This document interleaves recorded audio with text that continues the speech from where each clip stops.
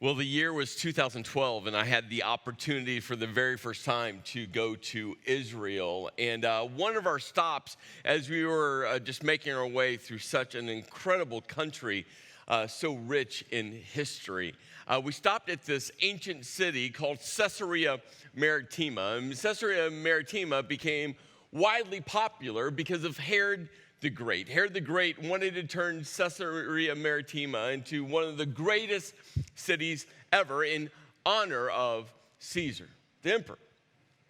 And so Herod the Great started out, and he started to build and build and build to turn this small seaport into something spectacular. The Romans were known for their building, their engineering, and their architectural features. And to this day, right, it still litters the countrysides of their imprint on the impact of this world. The Romans, well, they built aqueducts that still stand to this day. As I stood here and took this picture, this aqueduct would run as far as my eyes could see, and this aqueduct made its way into this ancient city called Caesarea Maritima. Herod the Great built the great hippodrome, and this was anchored to his palace, and he launched the Actian Games in honor of the great Emperor Augustus. Herod the Great built the first ever in Israel, well, this theater here. Now, other cities around Rome and around the other parts of the world had theaters like this, but it was Herod the Great that built this theater, again, in honor of Augustus for entertainment and games. And Herod the Great, probably one of his greatest building feats, was the largest man-made deep water seaport of that time right here in Caesarea Maritima. And you can still see some of the remnants from this great seaport. All of these, 2,000 years old. And Caesarea Maritima, well, it's the epicenter of the story we're going to be looking at today. There's two main characters in the story. And the first one, well, it's a story of a guy named Cornelius. Cornelius was a Roman centurion who lived in Caesarea Maritima. There's going to be three scenes in this story, and well, scene one is the story of Cornelius. And what we have to understand is Cornelius, as being a Roman centurion, his entire life was a Roman culture. His entire life was being raised in the Roman culture that, well, you worship many, many, many different gods. But something happened in Cornelius' spiritual journey. We're not sure exactly what took place, but he started to shift from this pagan worship of all of these gods and all of these temples to worshiping the one true God. Something happened within him to move him from this pagan idolatry into worshiping Yahweh. This is so significant because Cornelius was still a Roman centurion. He had all the power, all the prestige, all the wealth that came with the Roman army. But yet, spiritually, something was so different within his life. And Luke, who's recording this story years later about the launch of the church in this book that we call Acts, A-C-T-S, Luke gives us such a powerful insight into this man, Cornelius. Luke tells us that Cornelius and all of his family were devout and God-fearing. Now, again, we're not sure what that all looked like, but something within Cornelius started to worship the one true God. And out of that step of faith, the two action items that were moving within his faith were, well, he gave generously to those in need, and he prayed to God regularly. Generosity and prayer were the two outpourings of his steps of faith. And then one day, about 3 p.m, which was a common time for the Jewish people to pray. It was one of the times they prayed throughout the day. So at 3 p.m, he had a vision. Now, we're not sure exactly what this vision looked like, what he was doing, but again, Luke gives us so much detail in the story. Luke tells us that, well, Cornelius distinctly saw an angel of God, a messenger of God. So it wasn't like, he was like afternoon nap and he had eaten a big lunch and he was kind of dozing in and out and maybe he saw something. Luke's like, no. This wasn't a maybe he saw something. He saw something. He distinctly saw an angel, a messenger of God. And you got to think about it that way. It's not like, this angel had a white robe and a halo and he was floating and he was singing, right? He's a messenger from God. It was a person. Now, what this person looked like, we don't know. How this person arrived, we don't know. But this distinct messenger of God knew his name. And he said, Cornelius. And Cornelius, right away,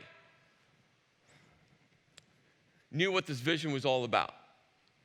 Because Cornelius stood there in fear. And this isn't fear like he was scared for his life. I mean, Cornelius was a Roman centurion. He wasn't scared of anything. This word fear means he was in awe and reverence. Why? What is it, Lord? You see, Cornelius right away knew who this messenger was from.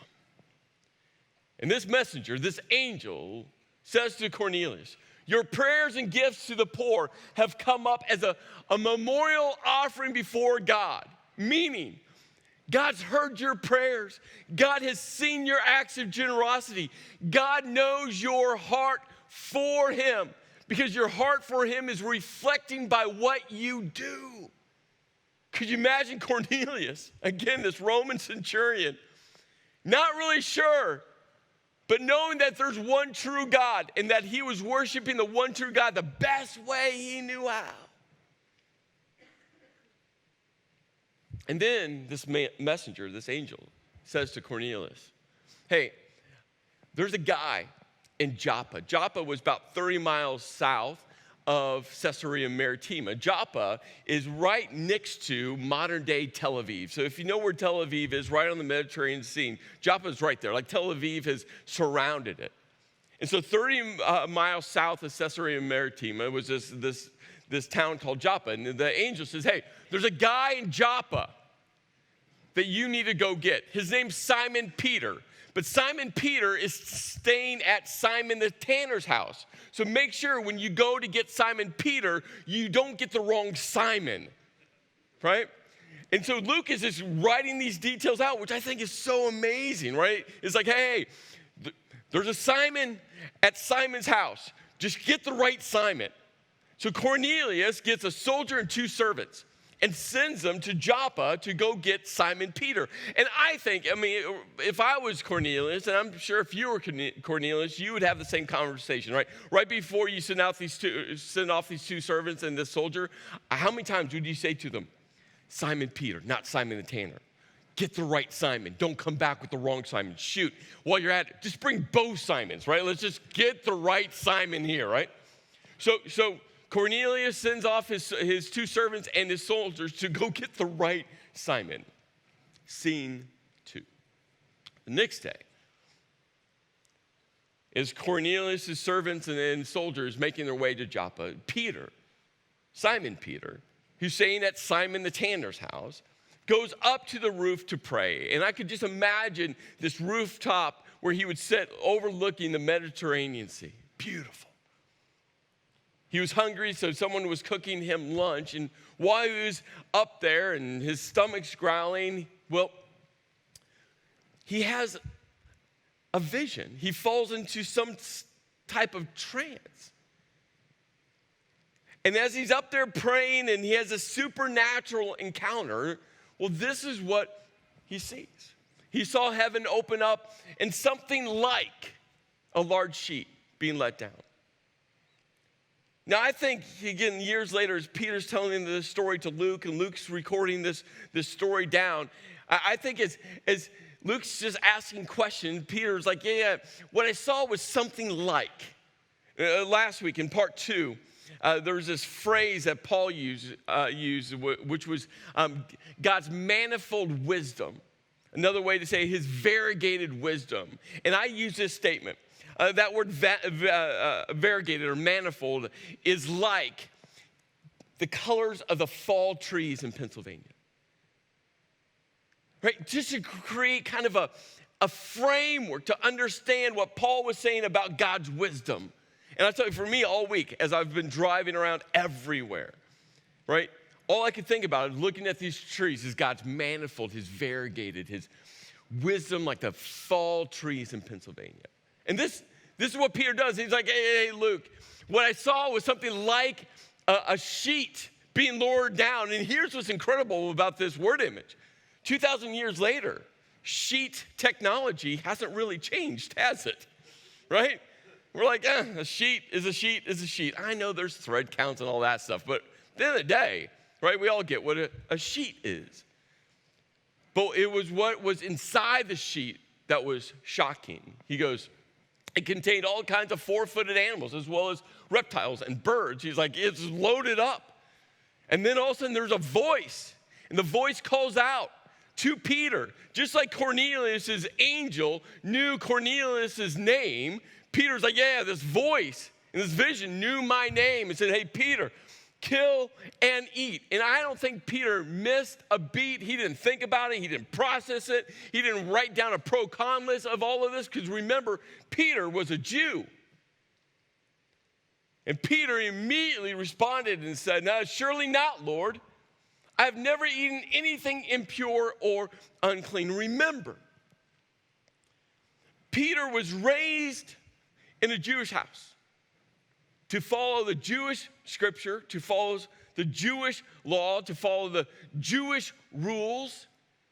And this moment is after he saw Jesus crucified, after he saw Jesus alive, after Jesus went up to heaven. Like this is after, it's like right after that. But Peter, and I think this is just so true for all of us, Peter is going back to what he knew. His Jewish religious framework. It's the same for all of us. All of us, no matter what you believe in God or not, all of us have some type of spiritual framework, and it gets tethered somewhere. The question is, do you know where it's tethered to? All of us have a framework of what church should be or shouldn't be. The question is, do you know where it's tethered?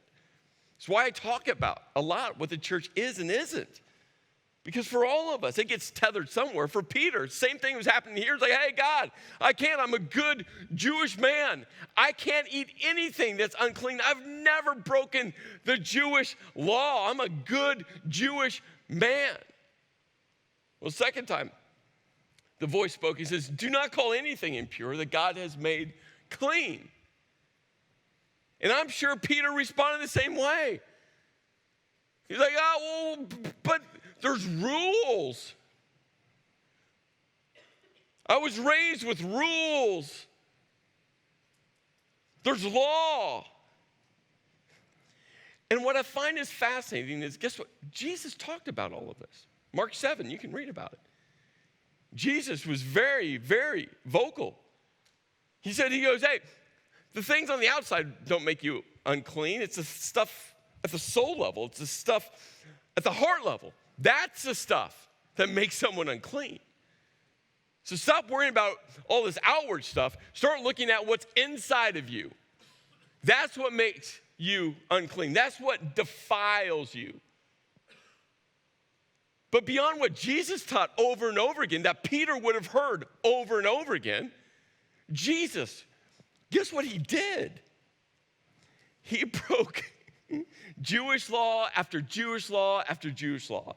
Jesus was outside of that Jewish box over and over and over again. Peter would have seen Jesus not just talk about it, live it out. But yet something within Peter, well, he just wanted to go back inside that Jewish box. And 3 times in this vision, this conversation happened. And after the 3rd time, the sheet was taken back up. And in that moment, this group of travelers that Cornelius sent to get the right Simon arrived at the house. Peter went downstairs and opened the door, and he asks the question. He goes, why have you come? I'm sure Peter was a little shocked, both with the vision that he just saw, but all of a sudden hearing that there's some visitors from Caesarea Maritima, that there's a Roman centurion, position of power, had sent them for him. I'm sure his emotional equilibrium was all out of whack. And he goes, why have you come? And so they tell him the story that Cornelius saw this angel, this messenger. They told him the whole story. Peter invites him in. They have a good meal together. And the next day, they head to Caesarea Maritima. Scene 3. As they approach Caesarea Maritima, I'm sure that word got out. A messenger went forth. Cornelius knew that they were close. And so when Cornelius heard that Peter was coming into the house, I could just imagine Cornelius' excitement, intrigue, because all he knew was this messenger said, just go get Simon Peter. He knew nothing else. So Cornelius hears that Peter's entering the house.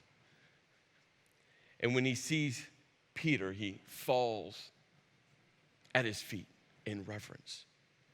Picture this. Roman-controlled territory.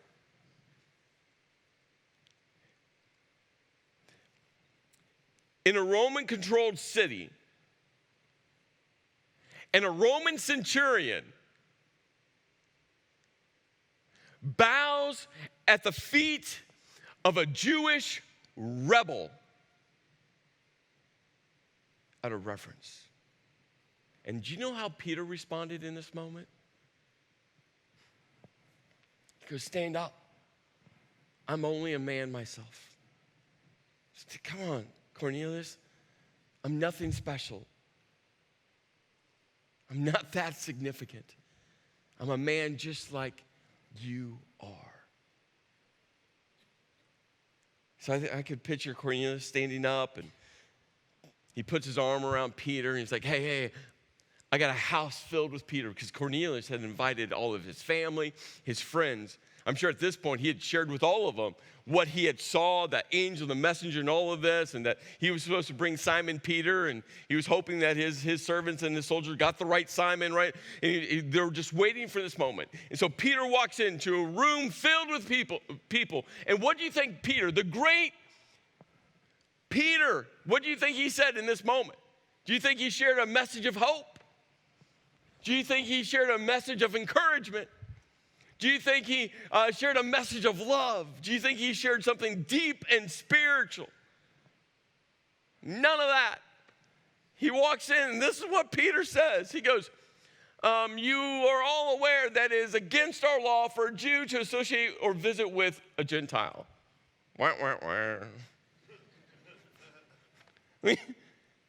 He's staring at a room filled with Gentiles, because remember, a Gentile is anyone who's not a Jew. And Peter's like, I'm a Jew, you're all Gentiles. We're not supposed to associate with. And they all knew this. The Jewish people had law against law against law against law about how to interact with Gentiles. Do you know if you were a Jew and you touched a possession that was a Gentile's, let's say a vase, you would become ceremonially unclean, and you'd have to go through a whole purifying process to become clean again so you could worship God. It's complicated.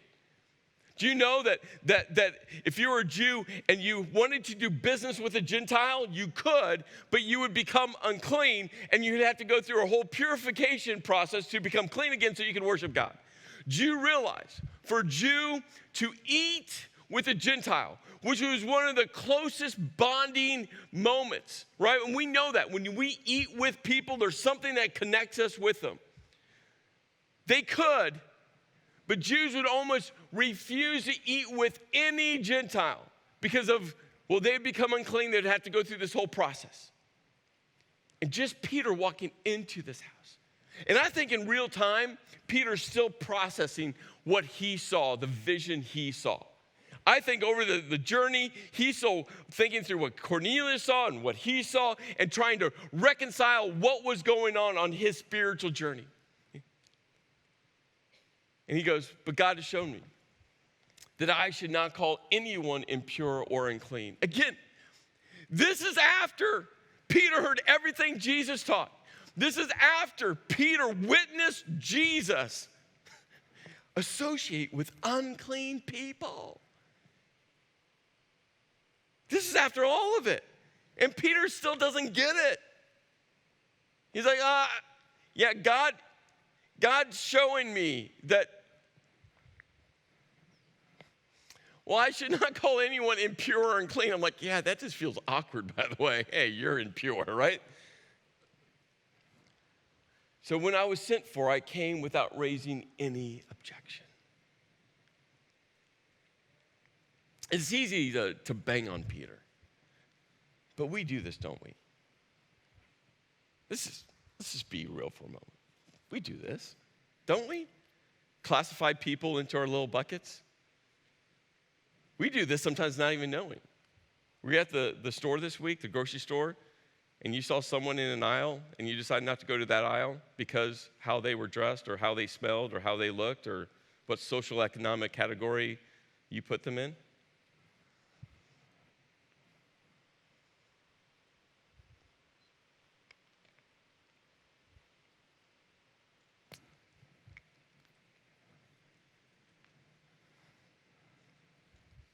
What unclean, impure people do you have in a box?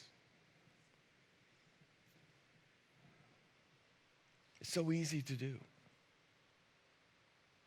We do it in the difficult moments. We even do it in the fun moments.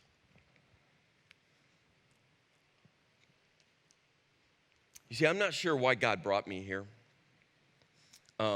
That's a loaded statement because this is what God knew before he brought me here. God knew that he was bringing me into enemy territory because I am a Michigan fan.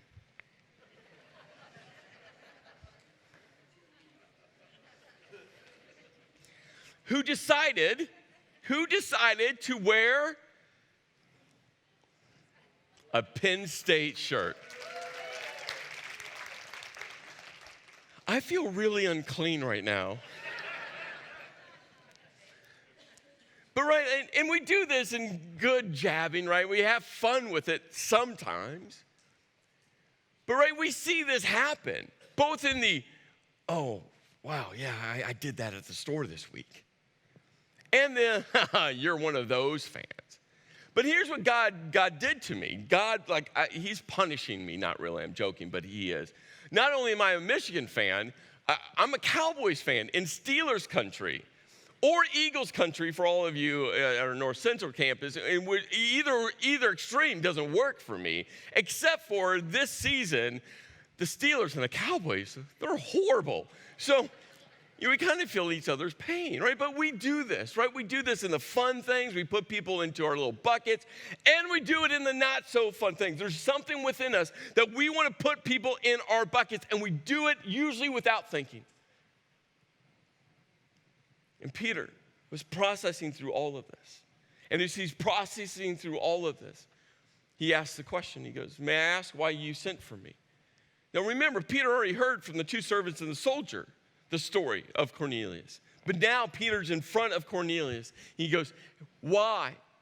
I think Peter wanted to hear from Cornelius his story, his experience.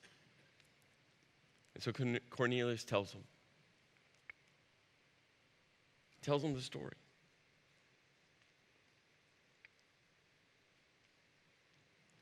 And when Cornelius gets done, Peter goes, now I realize.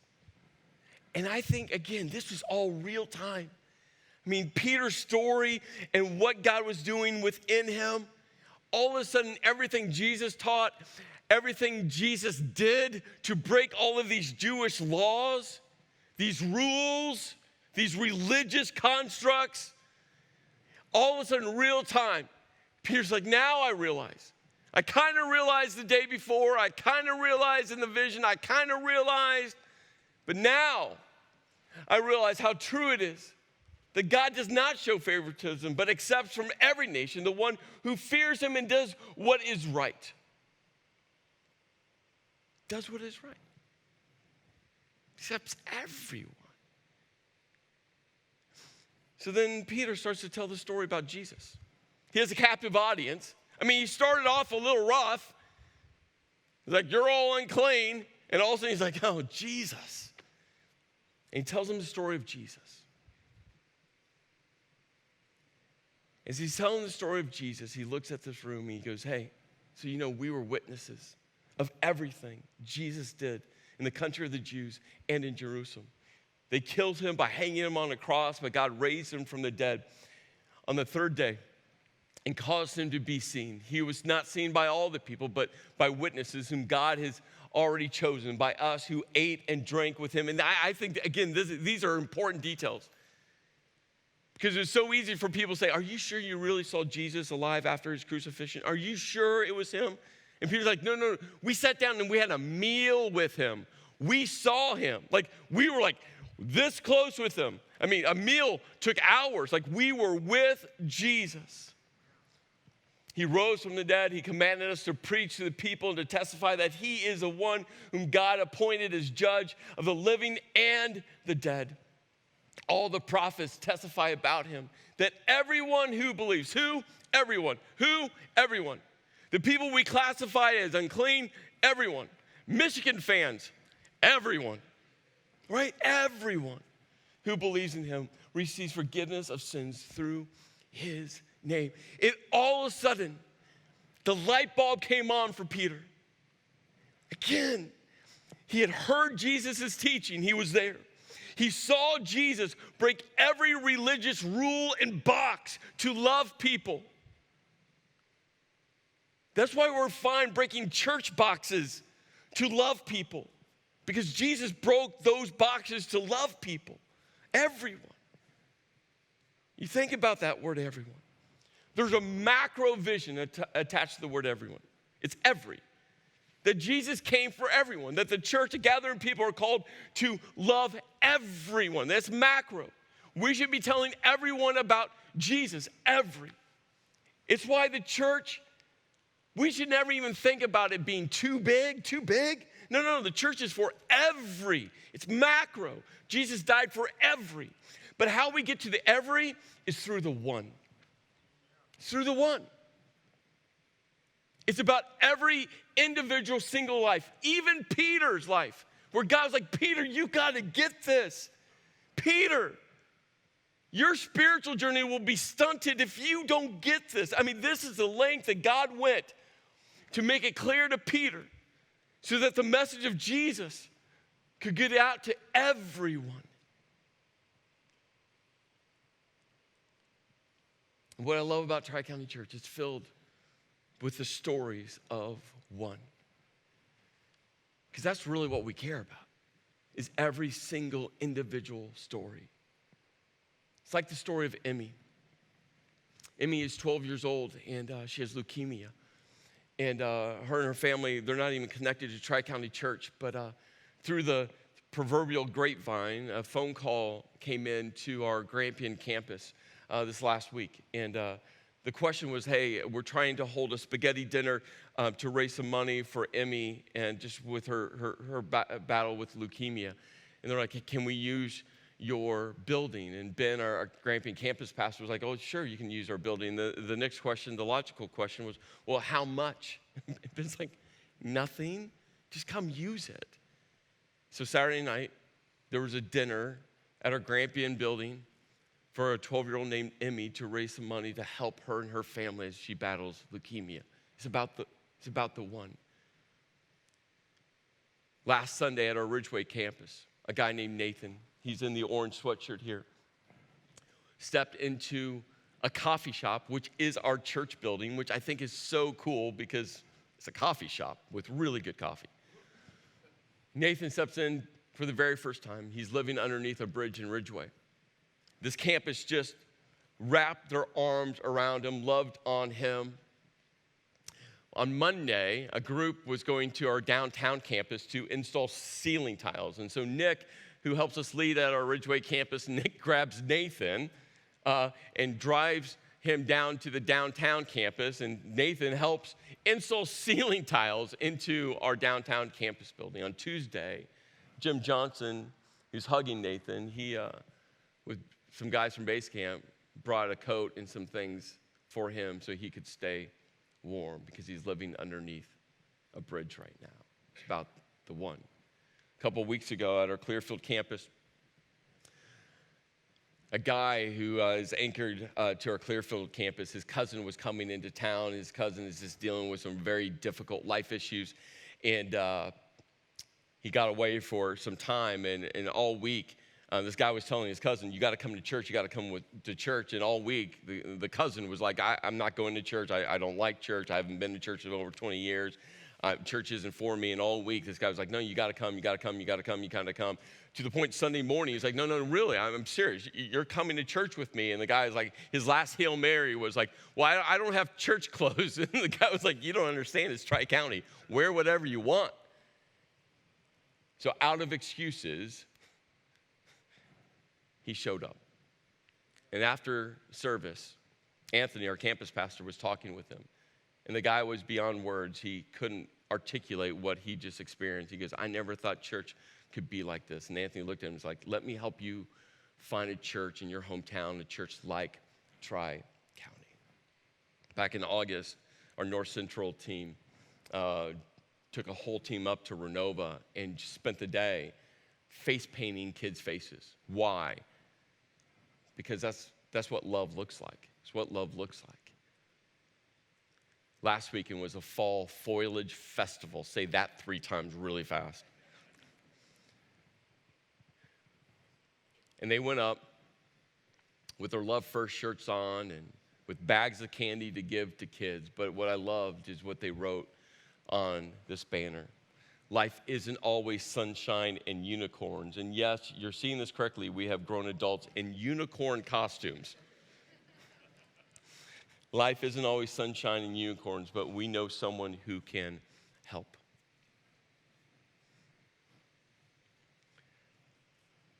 This last year, a gal named Patty started to attend our online campus. She never took a step into one of our physical campuses, but her online campus became her online church. Patty was just facing cancer. And over this last year, just so many people surrounded Patty, called her, encouraged her, organized meals for her. I mean, the online campus just surrounded her.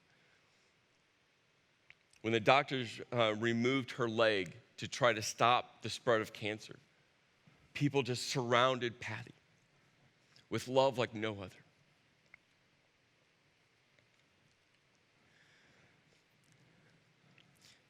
And when you think there's going to be a happy ending to a story and there's not, it's difficult, right? Because you see this last week, cancer won, but God gained a beautiful soul.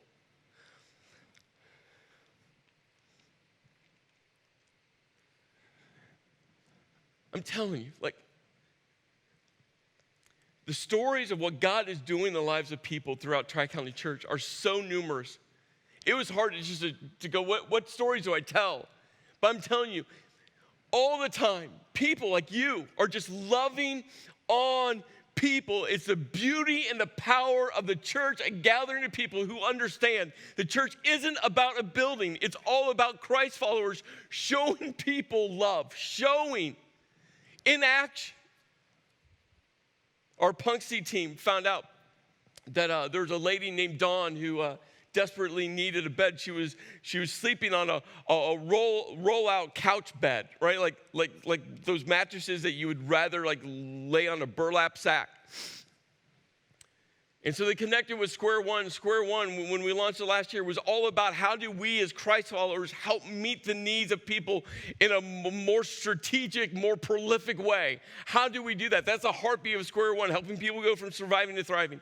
So this Punksy core contacted Square One. Square One's like, yeah, we can help you. And so we got this king size like memory foam mattress. Like it was awesome. I saw it. I'm like, this is amazing. Can I have it? No, Don needs it, right?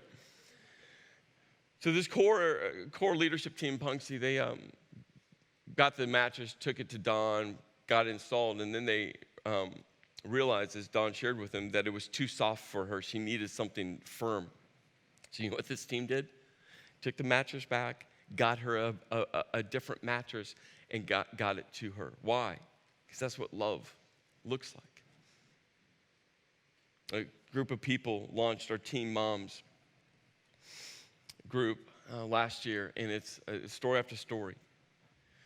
But back in August, one of the teen moms was in a horrific car accident, lost her life. And I'm so thankful that we had a team of ladies that decided to put their faith into action, to love first, to love on these teen moms, because at the visitation and the funeral, all of these leaders showed up and loved on everyone there. That's what the church looks like. About a year and a half ago, I started a conversation with an organization called God Behind Bars. They partner with churches to actually launch churches in prisons, like real churches in prisons. Why? Because everyone needs to hear about Jesus, everyone. And so a year and a half ago, I started the conversation, and we've had a couple exchanges, because for them as an organization to get into a state takes a lot of time, and Pennsylvania is a pretty difficult state to make its way through. And so they have 46, 47 prisons that they have churches in right now, and it just continues to grow. And so they started working on trying to get into the state of Pennsylvania. And I just think God's timing is just amazing. So last week I get a phone call from Jake Bodine. He started God Behind Bars. He's the president of God Behind Bars, and he had messaged me and said, "Hey, are you still interested?" I'm like, "Yeah, I'm interested. What's going on?" So we jumped on the phone, and he started to tell me. He goes like, "We just got word that we got approved to come into the state of Pennsylvania." And he goes, "But more than that," and he started telling me about one very specific correctional institute. And he goes, "Are you interested?" And I started sharing with him. I'm like, we are just into this whole initiative called Unlock, where we just need to unlock our generosity so we can partner with God in his immeasurable more. Like, we're right into it, and one of our key areas is influential locations. And guess what? For us, our context, influential locations is every town in Pennsylvania, including prisons. Like, how do we tell everyone about Jesus? So I'm telling him about this. I'm like, I just can't believe your timing. And I want to be careful with this, because I don't know where our partnership with God Behind Bars is going. Just know that. We're a week, 10 days into this conversation after about a year and a half of it kind of just sitting there waiting, right? So we have a lot of work to look at this. But I want you to know what can happen, because I don't think the timing is a coincidence. So Jake shared with me this video. There's a church in Colorado called Red Rocks Church, and they're partnered with God Behind Bars. They have a Red Rocks Church in one of the women's correctional facilities, and this is just an image of what happens when we take everyone seriously. Take a look.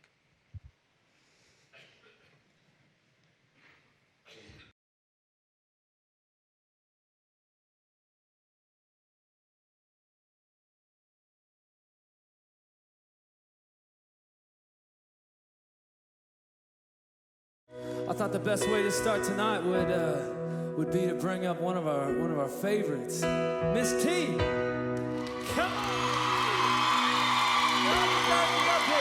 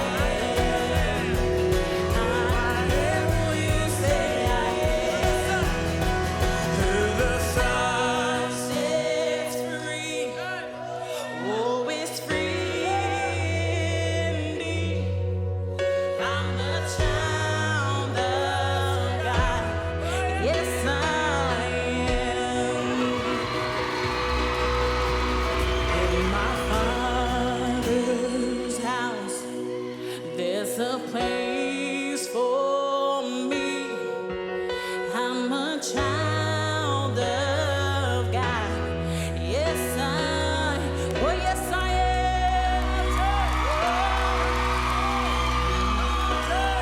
Yes, Jesus. Oh, yes, I am. Yes, you are.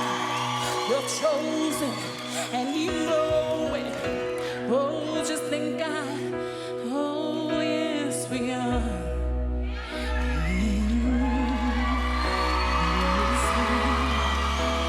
Oh, thank you, Jesus. Thank you for this opportunity. I'm so grateful. I'm so grateful. Oh.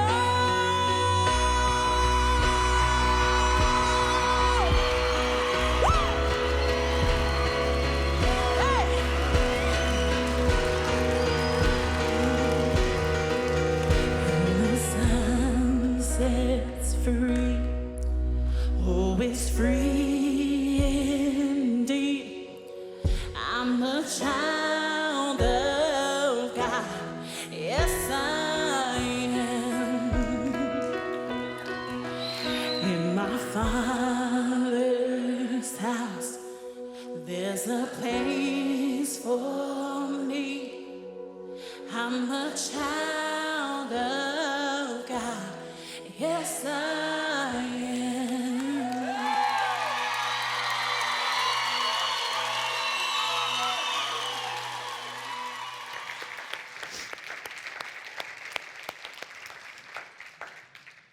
Hey, church, our prayer should be about the immeasurably more. Again, it's not a coincidence that a year and a half ago, a phone call was made to God behind bars, and God just kind of waited. We have an opportunity. We have an opportunity to reach everyone. The question is, are we? See, I think about Cornelius' story.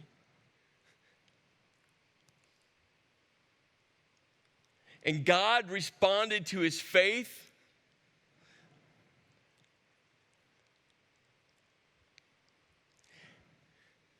because God saw, and I want to be so clear with this.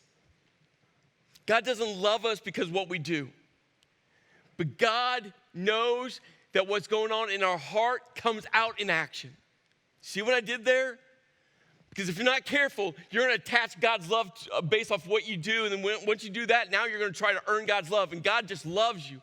But God also recognizes what's going on in our hearts by what we do. And God recognized Cornelius' faith, two things: prayer and generosity. Those are the two things. Two things. And that is at the heartbeat of Unlock. All of you have received a commitment card. If not, get one as you leave. We have it online. You can download as well. And I have one thing I'm praying for, that we as a church of gathering people, that 100% of every single person, whether it's your first time or you've been here since the beginning, 100% will give generously. That's what I'm praying for, 100%. Whether that's $1 or $10 million, really praying for $10 million. And anything in between. I just want you to know, 100%. If it's your first time, go in with us. If you need more stories of life change, I can fill weeks, months with stories of life change and what's going on through God's church. 100%. And that's why we're praying every day at 3:20. 3:20. If you haven't set your alarm, set your alarm. Be part of God's immeasurably more. Be part of God's immeasurably more. Give generously. Give generously. Pray consistently. And watch what God will do in you and through you.